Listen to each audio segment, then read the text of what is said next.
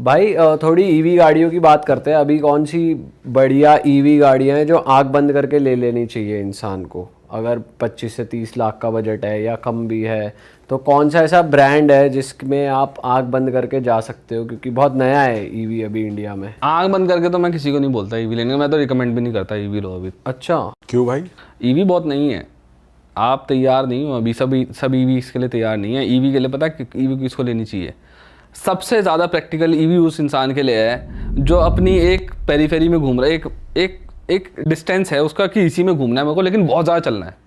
मैं इसी जगह के अंदर बहुत ज़्यादा चलता हूँ, है ना। मान लो कोई फैक्ट्री है किसी की, फैक्ट्री से ऑफिस जाना, ऑफिस से फैक्ट्री जाना, फिर किसी क्लाइंट मीटिंग में जाना है, लेकिन वो जाए एनसीआर के अंदर ही जाए तो परफेक्ट है वो। अगर साल के अंदर, साल में कई लोग ऐसे 30,000 किलोमीटर चला रहे थे, 40,000 किलोमीटर चला रहे थे। अगर आप ऐसे हो ना तो आपके लिए तो परफेक्ट है ईवी, क्योंकि खर्चा बहुत कम हो जाएगा आपका। लेकिन वैसे ही टैक्सी ड्राइवर्स होते हैं, है ना, उनके लिए भी सही है, क्योंकि क्या होता है कि उनकी गाड़ी बहुत ज़्यादा चलती है तो वो रिकवर कर लेते हैं अपनी कॉस्ट को। क्योंकि ईवी का जो खर्चा है, जो पेट्रोल और डीजल की गाड़ियों का खर्चा है, उसमें बहुत ज़्यादा फ़र्क है रनिंग कॉस्ट के अंदर। लेकिन अगर आप ऐसे इंसान हो जो सोच रहे हो भैया मैं तो मतलब मेरे जैसे आदमी हूँ, मैं क्या है, मैं कभी कभार वहाँ पे भी चल जाता हूँ, वीकेंड ट्रिप्स पे चले जाता हूँ, है ना। मेरा ऑफिस मेरे घर के पास है तो मैं बहुत ज़्यादा गाड़ी का यूज़ नहीं करता हूँ, या करता भी हूँ तो अगर मैं 9 to 5 वाला बंदा भी हूँ तो सुबह जा रात को आ रहा हूँ, गाड़ी बहुत ज़्यादा नहीं चल रही है। हाँ। तो फिर उसमें क्या होगा कि फिर अगर आपकी गाड़ी इकलौती ऐसी गाड़ी जो हर काम कर रही है, फिर ईवी में दिक्कत आएगी, क्योंकि जब लंबा जाओगे ना आप, जब आप लंबा जाओगे तो फिर आपको तो रेंज का मेजर फैक्टर है कि भाई रेंज का कम फैक्टर है। होती है इसलिए। फिर क्या होता है कि आपको सही मिल जाते हैं, जो चार्जिंग पोर्ट्स होते हैं मिल जाते हैं। कुछ चार्जिंग वालों के साथ क्या है कि वहाँ पे आपको वो क्या ज़्यादा पावर आउटपुट वाले नहीं मिलते हैं, है ना। वो सब चीज़ें देखनी बट पड़ती आप हैं। जैसे कॉस्टिंग की बात कर रहे हो तो ईवी गाड़ी अभी महंगी भी तो बहुत ज्यादा आ रही है। हाँ तभी तो कह रहा डबल द हूँ, रेट आ रही है। तभी नहीं डबल तो नहीं आ रही, जैसे डबल नहीं आ रही, 6-7 लाख का फ़र्क है महंगी गाड़ियों में, 5-6 लाख का ऑन एन एवरेज फ़र्क रहता है। तो वो कवर हो जाती है कॉस्ट अगर आप ज़्यादा चलाते हो। तभी मैं कह रहा हूँ ज़्यादा चलाओगे तो सेंस बनाएगी, डेफिनेटली सेंस बनाएगी। ये है भाई जैगुआर के बारे में भी आप बता रहे थे, जैगुआर की थोड़ी बात करते हैं। जैगुआर की तो हिस्ट्री ख़राब रही है शुरुआत से। जैगुआर के साथ क्या रहा है कि पहले रिलायबिलिटी का बहुत ज़्यादा इशू था उनके साथ, और ये तब से है रिलायबिलिटी का इशूज़। जब ये थी ब्रिटिश लेलैंड एक कॉरपोरेशन था यूके के अंदर, जिसमें बहुत सारे ब्रांड्स आते थे, ठीक है। एक जैगुआर भी था, वो भी आता था। तो जैगुआर के साथ दिक्कत क्या हुई कि वो उन्होंने क्वालिटी बहुत ज़्यादा सफ़र करी उस कॉरपोरेशन के अंदर, ठीक है। उसके बाद फिर फोर्ड ने ले लिया जैगुआर को। फोर्ड ने अपने हिसाब से चलाने की कोशिश करी, ठीक है। फोर्ड ने ओन कर लिया, फोर्ड ने अपनी चीज़ें उनके ऊपर थोप दी। एक लग्जरी कार ब्रांड है तो उसको लग्जरी कार ब्रांड की तरीके से ऑपरेट करना चाहिए, लेकिन वो मास मार्केट कार ब्रांड है फोर्ड, और फोर्ड खुद भी कोई बहुत ज़्यादा रिलायबिलिटी के लिए जाना नहीं जाता। तो उन्होंने अपनी चीज़ें चलाई उसके ऊपर, जैगुआर के ऊपर। फिर टाटा ग्रुप के पास आई, जब बिल्कुल ही वो पता लग गया है फोर्ड को कि भैया हम नहीं चला सकते लैंड रोवर जैगुआर, उनकी जो क्वालिटी वो भी बहुत ज़्यादा गिर चुकी थी फोर्ड के अंदर। फिर टाटा के अंदर आई, फिर रतन टाटा ने उन्होंने ना इसको जैगुआर लैंड रोवर को अपने पर्सनल प्रोजेक्ट की तरीके से देखा। उन्होंने बहुत ज़्यादा उसके ऊपर मेहनत करी और इनकी दोनों की अपलिफ्टमेंट करी। अगर आप अभी लैंड रोवर देखोगे सॉर्टेड है, वो बढ़िया है वो। बढ़िया है। लेकिन इनके साथ दिक्कत क्या थी कि लैंड रोवर बनाती थी एसयूवी और जैगुआर बनाती थी सेडान्स। अब वहीं BMW देख लो, लैंड एसयूवी सेडान सब बना रही है, मर्सिडीज ऑडी सब बना रहे हैं, दोनों बना रहे हैं। लेकिन इन्होंने कैसे डिवाइड करा इन दोनों ब्रांड्स को कि ये बनाएगी एसयूवी और ये बनाएगी सेडान। पर उसकी भी तो कॉम्पैक्ट एसयूवी आती है। हाँ वही मैं बता रहा हूँ ना, ये बनाएगी एसयूवी और ये बनाएगी सेडान।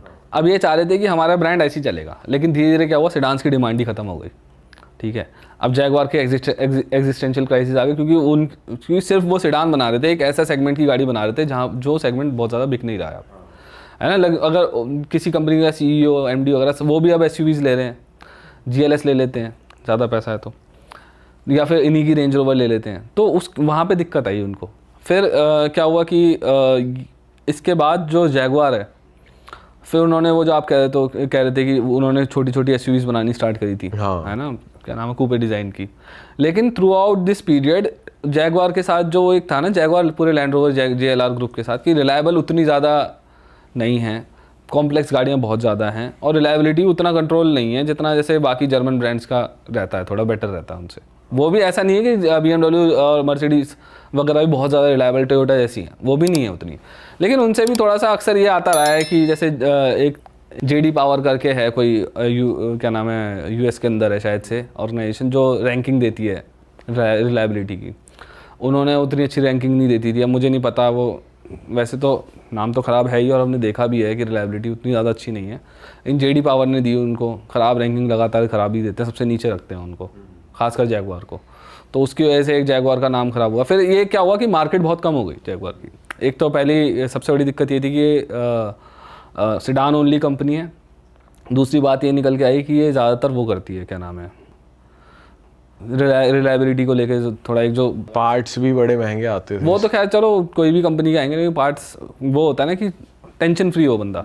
तो उसकी मार्केट ना धीरे धीरे करके बहुत ज़्यादा फिर से ख़राब हो गई। हाँ, टाटा के अंदर उठी थी वैसे, लेकिन फिर से हो गई। फिर इन्होंने सोचा अब हमें कुछ ना कुछ तो करना पड़ेगा। लगातार जब से जैगुआर बनी है तब से कुछ ना कुछ होता ही जा रहा है। मैंने वैसे बताया आपको, रोवर के साथ, फिर सॉरी वो ब्रिटिश लेलैंड के साथ, फिर फोर्ड के साथ, फिर टाटा के साथ। टाटा ने मेहनत करी फिर भी वही परिणाम। तो इन्होंने मार्केटिंग ही चेंज कर दी।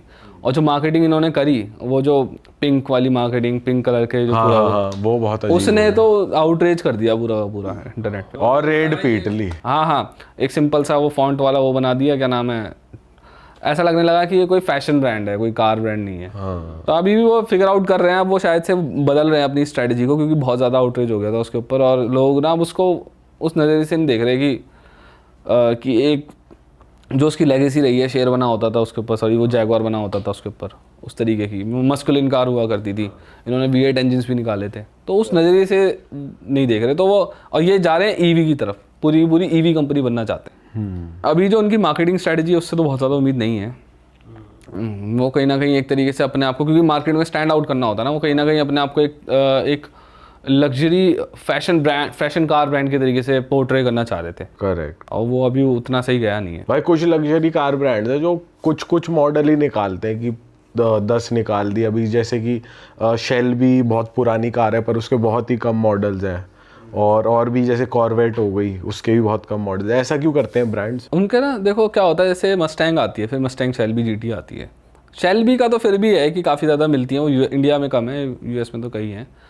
कई ब्रांड्स होते हैं जो अपने स्पेशल एडिशंस निकालते हैं कार्स के, वो स्पेशल उनको रखना चाहते हैं, वो उनकी ज़्यादा सेल्स करवाना चाहते हैं कि मैं उस पर ज़्यादा प्रीमियम चार्ज करना चाहते हैं। कि वो होता है ना कि हमने आपको ये गाड़ी ऑलरेडी पॉपुलर है, महंगी है, लेकिन आप पे 4 पैसे ज़्यादा हैं, तो मैं आपको एक ऐसी गाड़ी दे रहा हूँ कि हम इसकी लिमिटेड गाड़ियाँ निकालेंगे और इसके लिए आप ज़्यादा पैसे दे दो। तो इससे कंपनी भी पैसा ज़्यादा बनाती है। अब वही वाली बात होगी, दुबई में चले जाओ, सभी के पास फरारी है, तो एक बंदे के पास, अगर सभी के पास फरारी है तो सभी के लिए वो होंडा सिटी टाइप होगी, सबके पास होंडा सिटी है।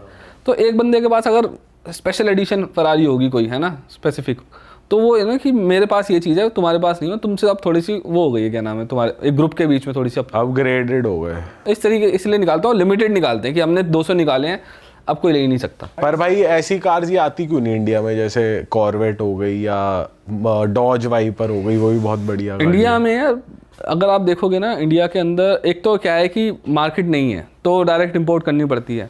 तो अगर वहाँ पे वो गाड़ी 50 लाख की बिक रही है, तो यहाँ पर आते आते वैसे ही 1 करोड़ की हो जानी है, ठीक है। इंडिया के अंदर भी अगर आप देखोगे, जो लग्जरी कार्स हैं, है ना, जो स्पोर्ट्स कार्स हैं उनकी मार्केट बहुत छोटी है, बहुत ही छोटी है। तो वो और वो भी इसलिए आ रखे हैं क्योंकि उनके पास एक्सेस है इस चीज़ का। अमेरिकन ब्रांड्स ने ना अपनी, क्या फोर्ड भी नहीं चल पाया इंडिया के अंदर, हाँ। शेवी भी चली गई थी वक्त से पहले। तो कॉर्पोरेशंस, और उस टाइम पे जब चले गए थे ना, तब हमारी मार्केट और भी ज़्यादा छोटी थी, और भी कम एम्बिशियस लोग थे यहाँ पे, मतलब और पैसा भी कम था मार्केट के अंदर। अब हो सकता है अगर अभी वो होते, अच्छा कर रहे होते, तो वो लेकर आते, लेकिन क्योंकि क्या वो उनको पता हम इससे पैसा तो कमा नहीं पाएंगे, है ना, पैसा नहीं कमा पाएंगे, तो फिर वो इसलिए भी पैसा नहीं कमा पाएंगे। ऊपर से हमारी कोई बाकी गाड़ी भी नहीं है ऐसी यहाँ पर ज़्यादा जो बिक रही है जिससे हम पैसा बना रहे थे। अरे वाह, आपने ये वीडियो यहाँ तक देख ली भाई, तुमने हमारी मेहनत सफल कर दिया। तुम ही लोग हो असली रियल हिट। और अगर आपको बहुत मजा आ रहा है ऐसी क्लिप्स में, ऐसी वीडियोस में, तो फटाफट जाइए प्लेलिस्ट पे, बिंज वॉच कीजिए, सारी वीडियोस देख डालो और मौज काटो। That is it. हम मिलेंगे नए पॉडकास्ट में, नए क्लिप में। Till then bye bye, see you, take care, do subscribe.